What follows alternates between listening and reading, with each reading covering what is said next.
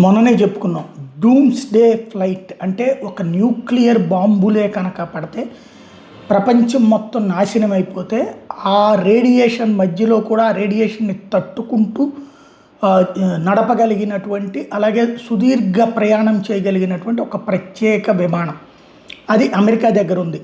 దాదాపు 40-50 ఏళ్ల నుండి మెయింటైన్ చేస్తుంది. రెండో ప్రపంచ యుద్ధం తర్వాత తయారు చేసుకున్నది. ఒక సినిమా కూడా అట్లాంటి కాన్సెప్ట్‌తో వచ్చింది, హాలీవుడ్ సినిమా కూడా. అలాంటి ఫ్లైట్ అకస్మాత్తుగా ఎగిరింది. ఆ ఫోటోలతో సహా పబ్లిక్ క్వశ్చన్ చేశారు, ఏం జరుగుతుంది, న్యూక్లియర్ వార్ జరగబోతుందా, మూడో ప్రపంచ యుద్ధం జరగబోతుందా అన్నటువంటిది మనం మాట్లాడుకున్నాం. ఆ రోజున ఆ ఫొటోస్ అవి కూడా షేర్ చేసుకున్నాం. అయితే ఇప్పుడు అది ఆ రోజున అమెరికాది. ఇప్పుడు రష్యాకి సంబంధించిన డూమ్స్డే రేడియో తాజాగా యాక్టివేట్ అయింది. ట్రాన్స్మిషన్స్ చెక్ చేసుకుంటుంది, అంటే టెస్ట్ సిగ్నల్స్ చేస్తుంది. ఎన్క్రిప్టెడ్ కోడ్తో టెస్ట్ సిగ్నల్ చెక్ చేసుకుంటుంది మిలిటరీ ఫ్రీక్వెన్సీస్కి సంబంధించి.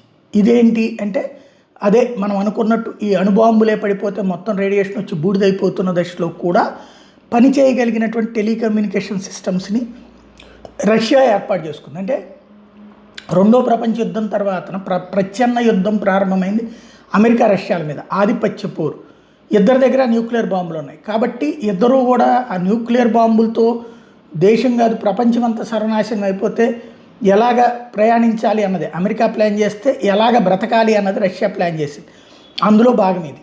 ఇప్పుడు అది వీళ్ళు యాక్టివేట్ చేశారు. అంటే సంథింగ్, ఒక టెన్షన్డ్ అట్మాస్ఫియర్. ఇది ఒకసారి జరిగిపోతుంది మూడో ప్రపంచ యుద్ధం అనే అమాయకత్వం లేదు. ఎందుకంటే ఎవరికాడికి తెలుసు జరిగిపోతే ఆ చేసేవాడు కూడా బూడిదిగానే మిగులుతాడు.